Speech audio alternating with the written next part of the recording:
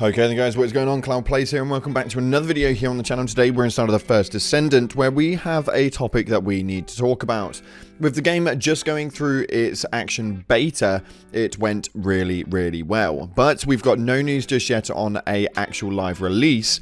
But we know that there is some things that they do need to do to make sure that this game succeeds. So today we're going to go over a few ideas that I've managed to pull together from a load of different looter shooters in the community and kind of think about what it is that we need to happen for the first Descendant to really thrive come the launch, hopefully end of this year, early next. So with that being said, if you haven't already, smash that beautiful blue thumbs up and subscribe with post notifications turned on. It'd be greatly appreciated. On top of that, check out our sponsor Advanced GG, the #1 clinically proven energy supplement on the market. My favorite flavor is cherry vanilla, but you guys can catch an array of flavors via the link in the description.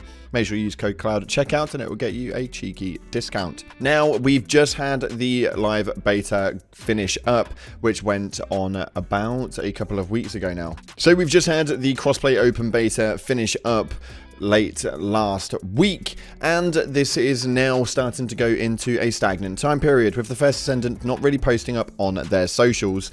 But we are still thinking about it, and the community polls are kind of proven that, based on the fact that you guys have been thinking about it a lot as well. So what is it the first Descendant will need to do to survive if launch happens? Now, the thing that we have seen so many times inside the looter shooters is that these games will launch. They'll launch in a really bad format and it will not go well.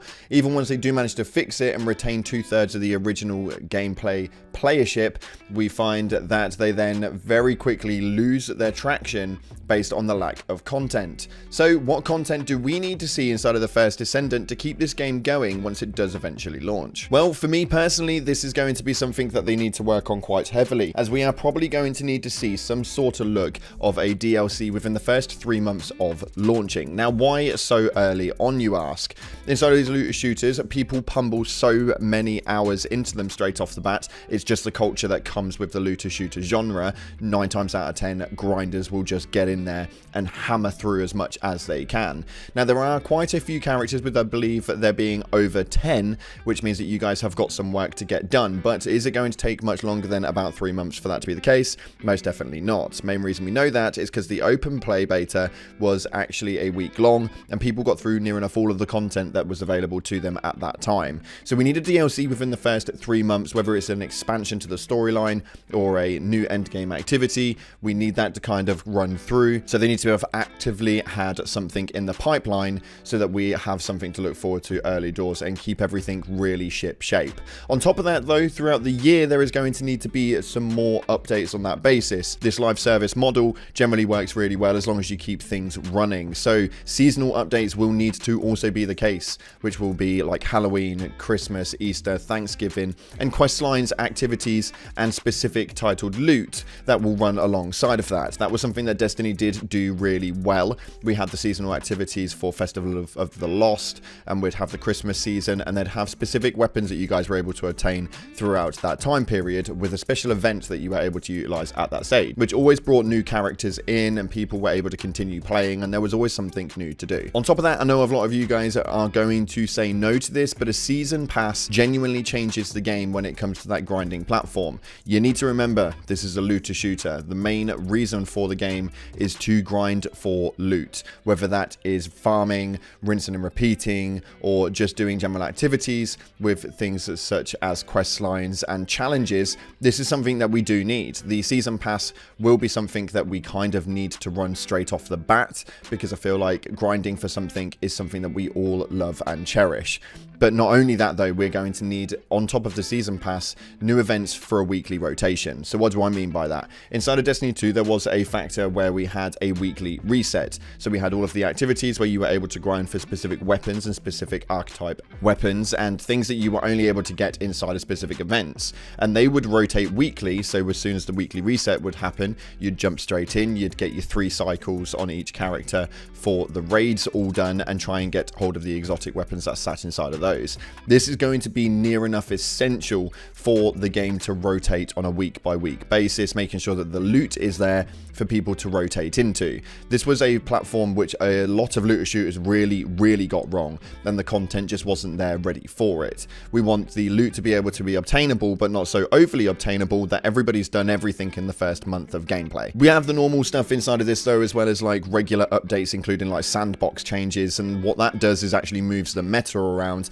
A lot of people are always going to hate these changes, but when you start changing the sandbox on what weapons are doing really well and what characters and archetypes and what abilities, and we're changing up the scene, it means that people have new things to grind for. So although the community will always complain about it, they will always jump straight in to try and get that new weapon, which is going to be the meta inside of that sandbox. Or maybe they haven't unlocked that character and they need to get that character unlocked to be able to utilize the meta character for that time period. So the regular updates to try and change the sandbox and change the meta is huge on that level as well.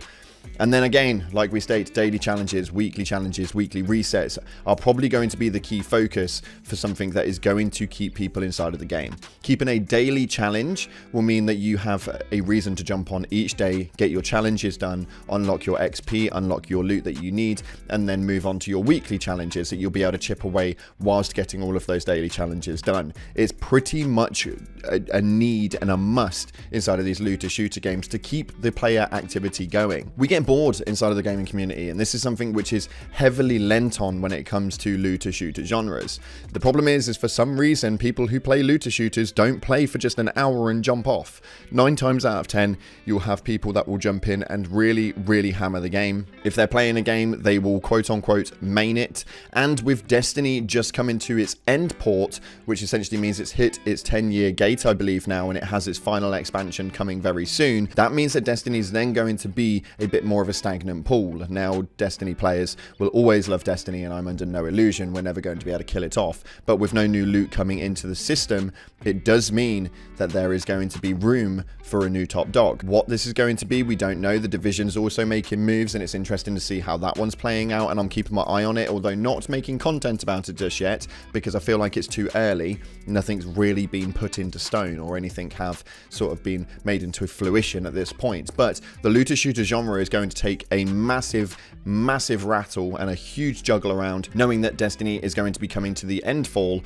very soon. Does this mean we'll see a Destiny 3? We don't know, but the first Descendant has come at pretty much the most perfect time to be able to sustain a longevity process. Essentially what first Descendant is it is Warframe for people to understand easily. The one thing about Warframe that I do like is the way that the gameplay works and the way that it plays, but it is so bloody complex that unless you put all of your gaming hours into it, you're not likely to pick it up. Now the thing is that with Warframe, if you drop it for maybe a week, 2 weeks, 3 weeks, 4 weeks, a month and a half, however long it is, you have to refigure it out every time you jump in. The good thing about the first Descendant is it takes everything that Warframe has and puts it into the simplistic style of Destiny. That is the bit that they've managed to nail down right. This game has got a lot of potential and has a lot to go for it, as long as they keep everything fresh and keep it moving very early doors. The problem is most of them, they generally launch their game, they think that everything in there is going to last 6 to 12 months, and then they try and make another reiteration later on. It needs to be straight off the bat that they hone in straight on the replayability scale and really hammer it into us that we need to be in that game. This is the only way that the first Descendant is going to survive. So if you are watching from next on, that's my personal advice after playing looter shooters for 10 years. Let me know what you guys are thinking via the comment section below. Thank you so much again for watching. Appreciate you all. And as always, until the next time, I'll see you in the clouds.